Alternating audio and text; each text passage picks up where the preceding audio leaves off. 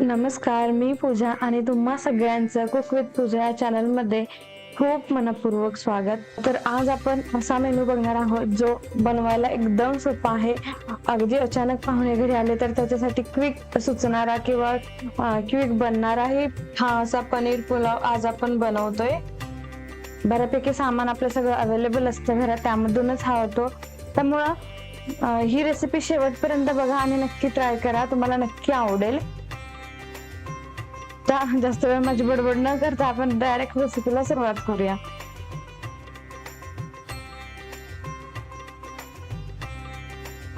तर सगळ्यात आधी इथे मी एका बाउल मध्ये 2 कप तांदूळ घेतलेत. जे बासमती मोठा बिर्याणीचा तांदूळ असतो तो वापरलाय मी. आणि त्यामध्ये पाणी घालून छान 2 ते 3 वेळा स्वच्छ धुवून घ्यायचं.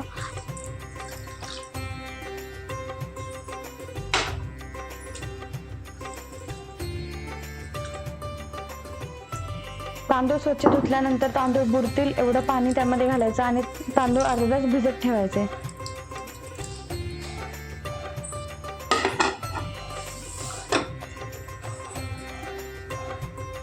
त्यानंतर आपण बाकीची तयारी करून घेऊया. इथे मी 250 ग्राम पनीर घेतलेलं आहे.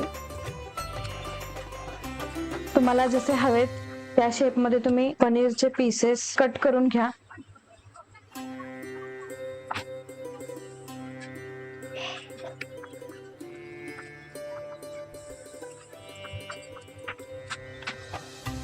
त्यानंतर हे पनीर आपण तळून घेणार आहोत. त्यासाठी इथे मी छोटा पॅन ठेवलाय, त्यामध्ये तेल घातलंय. तुम्ही तूप घातलं तरीही चालेल.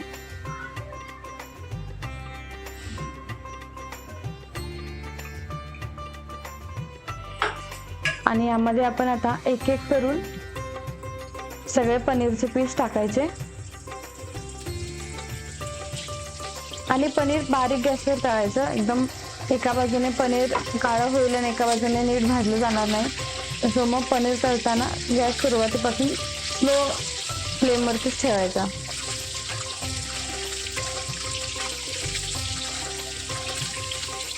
अगदी 20 ते 25 सेकंदांनी फक्त पनीर पलटत राहायचं, म्हणजे सगळ्या बाजूने एकसारखं तळलं जाईल.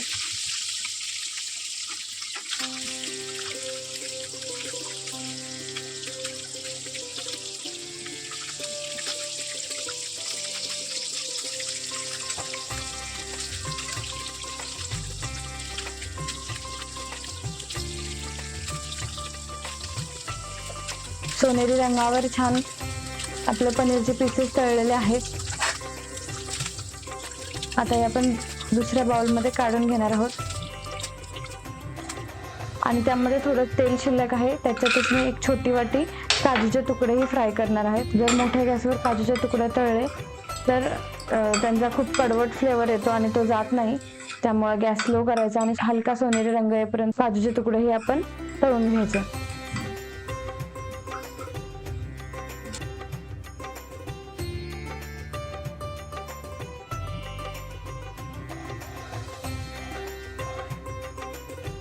त्यानंतर मी एक खोलगट पातेलं घेतलेलं आहे, ते जाड तळाचं असेल. त्यामध्ये 2 ते 3 चमचे तेल घातले आणि 1 चमचा तूप घातले. तुपामध्ये 1 चमचा शहाजिरे घातले, 4 ते 5 काळी मिरी, 2 ते 3 लवंग घातलेत, 2 हिरवी वेलची असेल तर 1 मसाला वेलचीही वापरा, 1 तेजपत्ता, साधारण 1 इंच दालचिनीचा तुकडा घातलाय, 1 चमचा आलं लसणाची पेस्ट घालायची आणि 7 ते 8 पानं कढीपत्त्याची ऍड करा यामध्ये. हे खडे मसाले आणि लसणाचा वास जाईपर्यंत हे फ्राय करून घ्या.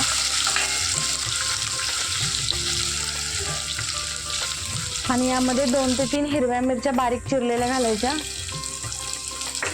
आणि 1 कांदा बारीक चिरलेला तोही यामध्ये आपण ऍड करणार आहोत.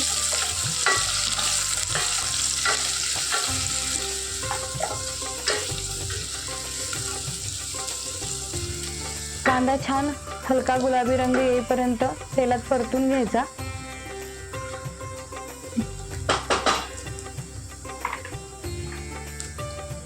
आणि यामध्ये आपण 1 पिकलेलं टोमॅटो बारीक चिरून घालणार आहोत.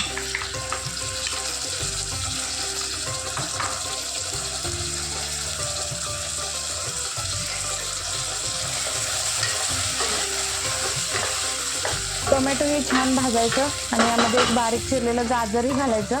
ऑप्शनल आहे, तुम्हाला ज्या भाज्या यामधून स्किप करायच्या आहेत त्या करू शकता किंवा जास्त काही बीन्स वगैरे ऍड करायचे आहेत तर ते ऍडही करू शकता.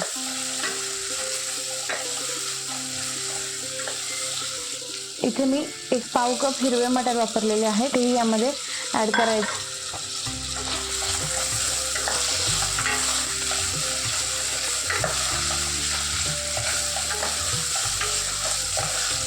अर्धा चमचा हळद घातली आहे, चवीनुसार मीठ घालायचं आणि 1.5 चमचा गरम मसाला टाकायचा. मिरची घातली आहे त्यामुळे मी सेपरेट लाल तिखट घातलेलं नाहीये आणि गरम मसाल्यामध्ये पण थोडंसं तिखटपणा असतो म्हणून मी लाल मिरची घातलेली नाहीये. जर तुम्हाला एक्स्ट्रा स्पायसी हवं असेल तर तुम्ही ऍड करू शकता लाल तिखट. आता यामध्ये आपण सुरुवातीला जे तांदूळ भिजवून घेतले होते ते सगळे आपण यामध्ये घालणार आहोत.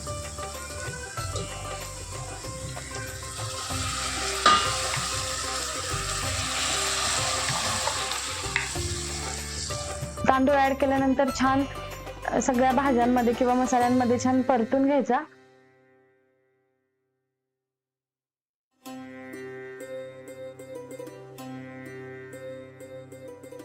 आणि यामध्ये आपण 2 कप तांदूळ घेतलेले आहेत आणि 2 कपासाठी मी बरोबर इथे 2.5 कप पाणी वापरलेलं आहे. हे प्रमाण अगदी परफेक्ट. या प्रमाणात मी हा भात शिजवलेला आहे. जर तुम्ही कुकरला शिजवणार असाल 2 कप तांदळाला 2 कप पाणी वापरा आणि मीडियम गॅसवरती 2 शिट्ट्या करा. भात एकदम परफेक्ट शिजेल. यानंतर मी यावर एक झाकण ठेवलेलं आहे आणि 12 ते 15 मिनिटांसाठी हा भात शिजवलेला आहे. मध्ये एकदा उघडून मी सगळं मिक्स केलेलं होतं. हे बघू शकता आपला भात एकदम परफेक्ट शिजलाय. अगदी सुटसुटीत आपला पुलाव तयार झालेला आहे.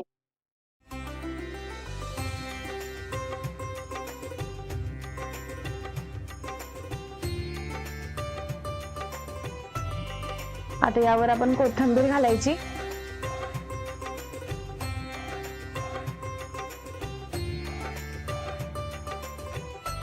त्यानंतर आपण तळलेले काजू आणि पनीर घालणार आहोत. जे पनीरचे पीसेस ते सुद्धा आपण तळून घेतले होते तेही यामध्ये ऍड करायचे.